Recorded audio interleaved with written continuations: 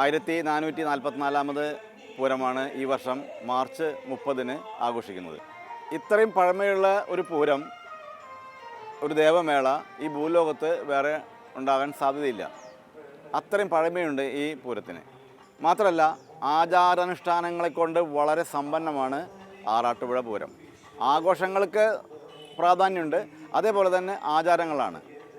ഇപ്പോൾ ഒരു ക്ഷേത്രത്തിലെ ദേവി അല്ലെങ്കിൽ ദേവൻ മറ്റൊരു ക്ഷേത്രത്തിൽ വന്നു കഴിഞ്ഞാൽ മാത്രമേ അവിടുത്തെ ദേവന് പുറപ്പെടാൻ പറ്റുള്ളൂ.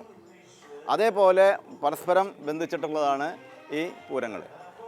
വളരെ നല്ല രീതിയിൽ പറഞ്ഞു കഴിഞ്ഞാൽ മനുഷ്യസഹജമായ രീതിയിൽ ബന്ധപ്പെട്ട് കിടക്കുന്നതാണ് ആറാട്ടുപുഴ പൂരം.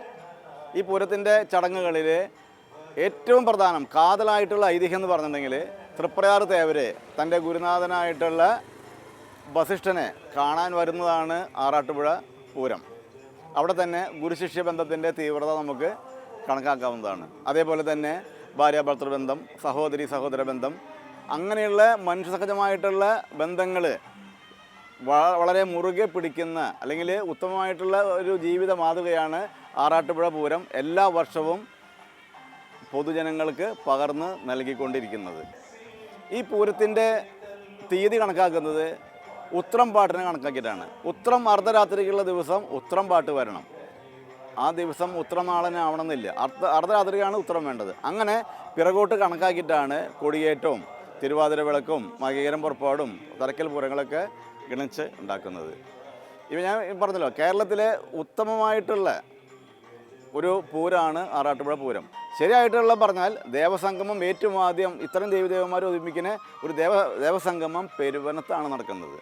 അത് കഴിഞ്ഞാണ് ഇവിടെ ഉള്ളത്. ഇവിടെ ഇപ്പോൾ 24 ദേവീദേവന്മാരാണ്. ഇതിൻ്റെ ഒരു പ്രധാന ആകർഷണം എന്ന് പറഞ്ഞാൽ 2 കാര്യങ്ങളാണ്. ഒന്ന്, ഇതിനൊരു ആതിഥേയനുണ്ട്. ഈ പൂരത്തിന് ആതിഥേയനാണ് ആറാട്ടുപുഴ ശാസ്താവ്. അതേപോലെ നെടുനായകത്വം വഹിക്കുന്ന ആണ് തേവര്. ആ 2 കാര്യങ്ങളാണ്. തേവരുടെ സ്വന്തം വഴികളിൽ കൂടെയാണ് ആറാട്ടുപുഴയ്ക്ക് വരിക. ഇവിടെ ഈ പൂരപ്പാടത്തുള്ള ഏകദേശം 30 ഏക്കറിലധികം വരുന്ന ഒരു കൃഷിയിടത്താണ് ഈ പൂരത്തിൻ്റെ പ്രധാന കാര്യങ്ങളൊക്കെ നടക്കുന്നത്. പൂരം ദിവസം വൈകുന്നേരമാണ് ആതിഥേയനായിട്ടുള്ള ആറാട്ടുപുഴ ശാസ്താവിൻ്റെ പുറപ്പാട്. ഏകദേശം 6:30 മുതൽ 10:40 വരെ 15 ആനകളുടെ അകമ്പടി പഞ്ചാരി മേളം 10:40 അവസാനിക്കും. 10:40 അവസാനിച്ച് കഴിഞ്ഞാൽ എഴുന്നള്ളി നിൽക്കുന്ന 15 ആനകളുണ്ട്. അതിൽ 7 ആനകളോടുകൂടി ശാസ്താവ് പൂരപ്പാടത്തുള്ള 7 കണ്ട അതിർത്തിയുണ്ട്. ആ 7 കണ്ടം അതിർത്തിയിൽ പോയി തേവർ വന്നിട്ടുണ്ടോ എന്ന് ആരായനായിട്ട് 7 കണ്ട അതിർത്തി വരെ പോകും. അവിടെ നിന്ന് മടങ്ങി വന്നു കഴിഞ്ഞാൽ ഇപ്പോൾ അമ്പലത്തിന് മുന്നിലുള്ള ഒരു നിലപാട് തറയുണ്ട്. ആ നിലപാട് തറയിൽ ഏവർക്കും ആതിഥേയത്വം നൽകിക്കൊണ്ട് അവിടെ നിൽക്കും.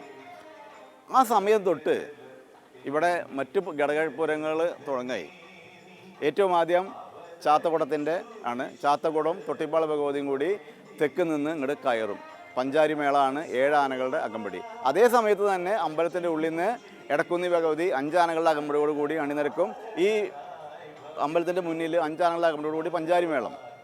ഇതേ സമയം തന്നെ പടിഞ്ഞാറ് നിന്ന് നെട്ടിശ്ശേരി ശാസ്താവ് 5 ആനകളുടെ അകമ്പടിയോടെ പാണ്ഡ്യമേളത്തോടെ എഴുന്നള്ളും. ഈ 3 പൂരങ്ങളോട് നടന്നുകൊണ്ടിരിക്കുന്ന അതേ സമയത്ത് തന്നെ തെക്ക് ഭാഗത്ത് നിന്ന് കാവ് കടുപ്പശ്ശേരി പിഷാരിക്കൽ ക്ഷേത്രത്തിൽ നിന്നുള്ള എഴുന്നള്ളിപ്പുണ്ട്. 5 ആനകളുടെ അകമ്പടിയും പഞ്ചാരി മേളമാണ്.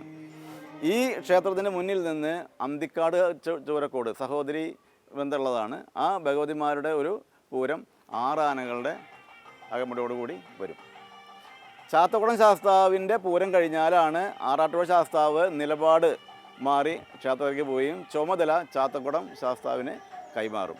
ഏകദേശം ആദ്യകാലങ്ങളിൽ 12:30 എത്തിയിരുന്നു. ഇപ്പോൾ ഏകദേശം 2 മണിയൊക്കെ ആവുന്നുണ്ട്. തേവര് കൈതവളപ്പിൽ വരും. തേവര് കൈതവളപ്പിൽ വന്നു കഴിഞ്ഞാലാണ് ഇതിൻ്റെ ഏറ്റവും പ്രധാനിയായിട്ടുള്ള തേവര് എത്തിക്കഴിഞ്ഞാൽ മന്ദാരക്കടവിൽ ആറാട്ട് ആരംഭിക്കും.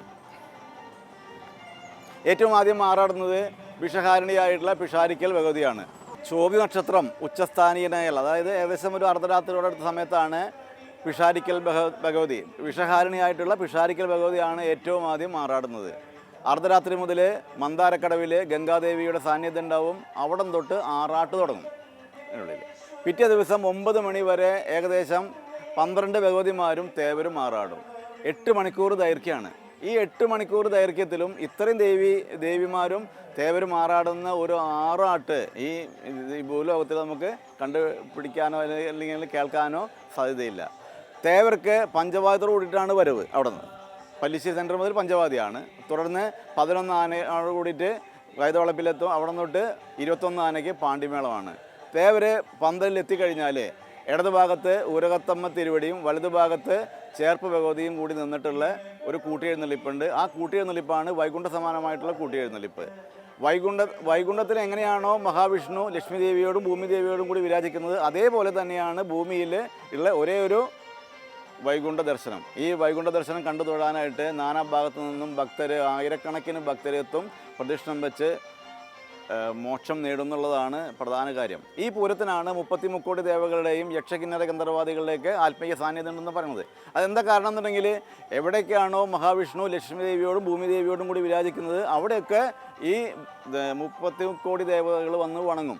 അങ്ങനെ ഒരു സാഹചര്യമുള്ളത് പിന്നെ ആറാട്ടുപുഴയിലാണ്. അതുകൊണ്ടാണ് ഈ പൂരത്തിന് 33 കോടി ദേവകളുടെ സാന്നിധ്യം ഉണ്ടെന്ന് പറയുന്നത്. ഈ പൂരത്തിന് ആതിഥേയത്വം വഹിക്കുന്നത് ആറാട്ടുപുഴ ശാസ്താവ് ആറാട്ട് കഴിഞ്ഞ് വരുന്ന ദേവിമാർക്കും ശാസ്താക്കന്മാർക്കും ഇവിടെ വെച്ച് ഉപചാരം പറയും. ഏറ്റവും അവസാനത്തെ 3 ഉപചാരങ്ങളിൽ ഒന്ന് ചേർപ്പ് ഭഗതിക്കും, രണ്ടാമത്തത് ഊരകത്തമ്മ തിരുവടിക്കും, മൂന്നാമത്തത് തേവർക്കാണ്. തേവർക്ക് 7 ഉപചാരമാണ്. 7 കണ്ടം അതിർത്തി വരെ 7 ഉപചാരത്തോടു കൂടി അവിടെ കൊണ്ട് തേവരെ യാത്രയാക്കും. ആ പൊസിഷനിൽ വെച്ചിട്ടാണ് അടുത്ത വർഷത്തെ പൂരത്തിൻ്റെ തീയതി വിളംബരം ചെയ്യുന്നത്. ആറാട്ടുപുഴ ക്ഷേത്രത്തിൻ്റെ ജ്യോതിഷികൻ ഗണിച്ചിട്ടുള്ള പൂരത്തിൻ്റെ തീയതി ദേവസ്വം അധികാരി അവിടെ വെച്ച് പ്രഖ്യാപിക്കും. അങ്ങനെ തേവരെ രാജകീയമായിട്ടുള്ള പ്രതീകമായിട്ടുള്ള മകുടം, കോലത്തിൻ്റെ മകുടം ഊരിയിട്ടാണ് തിരിച്ചു പോവുക. ശാസ്താവ് തിരിച്ച് എഴുന്നള്ളും. ശാസ്താവിന് രാത്രി ഗ്രാമബലി ഉണ്ട്. ഗ്രാമത്തിൻ്റെ രക്ഷയാണ് ഗ്രാമബലി കൊണ്ട് ഉദ്ദേശിക്കുന്നത്. ആ ഗ്രാമബലി വന്ന് കഴിഞ്ഞ് തിരിച്ചെത്തി കഴിഞ്ഞാൽ കൊടി താഴ്ത്തി കൊടിമരം പറിച്ചു മാറ്റുന്നതോട് കൂടിയിട്ട് ആറാട്ടുപുഴ പൂരത്തിൻ്റെ ഈ ക്ഷേത്രത്തിലെ ചടങ്ങുകൾ അവസാനിക്കും. പൂരത്തിൻ്റെ ആതിഥേയ ക്ഷേത്രമായിട്ടുള്ള ആറാട്ടുപുഴയിൽ പൂരത്തിന് 14 ദിവസം മുമ്പ് ഇതിൻ്റെ ചടങ്ങുകളും ആഘോഷങ്ങളും തുടങ്ങും. ഏറ്റവും ആദ്യം തുടങ്ങുന്നത് ആറാട്ടുപുഴ ശാസ്താവിന് 108 കരുക്കഭിഷേകത്തോടെയാണ്. അന്ന് രാവിലെ തന്നെ ശാസ്താവിൻ്റെ ചുറ്റുവിളക്ക് ആരംഭിക്കും. ഏകദേശം 23 ചുറ്റുവിളക്കുകളാണ് രാവിലെയും വൈകിട്ടുമായിട്ട് ഉണ്ടാവുക. തന്നെയല്ല, അന്ന് രാവിലെ മുതൽ നെയ്സമർപ്പണം തുടങ്ങും. ഈ നെയ്സമർപ്പണം എന്ന് പറഞ്ഞാൽ നമ്മുടെ ജില്ലയിലെ നാനാഭാഗത്തു നിന്നും ഉള്ള ഭക്തർ ആറാട്ടുപുഴയിൽ ഈ ദിവസങ്ങളിലൂടെ എത്തുകയും നടപ്പരയിൽ ഒരുക്കി വെച്ചിട്ടുള്ള ഓട്ടുരുളിയിൽ നെയ്യ് സമർപ്പിക്കും. ആറാട്ടുപുഴ ശാസ്താവിന് പ്രധാനപ്പെട്ട 4 എഴുന്നള്ളിപ്പുകളാണുള്ളത്. 1 തിരുവാതിര വിളക്ക്, 2 പെരുവനം പൂരം, 3 തറക്കൽ പൂരം, 4 ആറാട്ടുപുഴ പൂരം. അതിൽ തിരുവാതിര വിളക്കിനും ആറാട്ടുപുഴ പൂരം ദിവസം പഞ്ചാരി മേളാണ്. പെരുവനം പൂരത്തിനും അതേപോലെ തന്നെ തറക്കൽ പൂരത്തിനും പാണ്ടിമേളാണ്. പാണ്ടിയും പഞ്ചാരിയാണ് പൊതുവായിട്ട് ക്ഷേത്രങ്ങളിലെ ഉത്സവങ്ങൾക്ക് കൊട്ടിക്കൊണ്ടിരിക്കുന്നത്. അപൂർവങ്ങളായിട്ടുള്ള മേളങ്ങളൊക്കെ പല ക്ഷേത്രങ്ങളിലും ഉണ്ടാവും. പക്ഷേ കോമൺ ആയിട്ട് ഈ പാണ്ടിയും പഞ്ചാരി തന്നെയാണ്. പെരുവനം ക്ഷേത്രത്തിൽ ഒരേ ഒരു ഇറക്കപ്പാണ്ടി മേളമുള്ളൂ. അത് ആറാട്ടുപുഴ ശാസ്താവിനാണ്. മറ്റുള്ള ദേവീദേവന്മാർക്കൊക്കെ പഞ്ചാരി മേളമാണ്. അപ്പോഴാണ് ശാസ്താവിന് ഇറക്കപ്പാണ്ടി മേളം. ഇവിടെയും തറക്കൽ പൂരത്തിന് ഇറക്കപ്പാണ്ടി മേളമാണ്. ഈ തിരുവാതിര വിളക്കിൻ്റെ മേളം ആയത് പഴുവിൽ രഘുമാരാരും, പെരുവനത്ത് പാണ്ടിമേളത്തിൻ്റെ പ്രമാണി പെരുവനം കുട്ടേട്ടനും, ഇവിടെ തറക്കൽ പൂരവും വലിയ പൂരത്തിനും പഞ്ചാരി കൊട്ടുന്നത് പെരുവനം സതീശന്മാരും.